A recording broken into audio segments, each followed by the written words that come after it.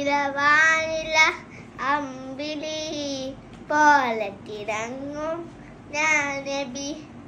നീലവാനില അമ്പിളി പോലെ തിളങ്ങും ഞാൻ നബി. യാ റഹ്മത്തുൽ ആലമീൻ യാ റഹ്മത്തുൽ ആലമീൻ പൂമതിയുള്ള യാ ഹബീബ്.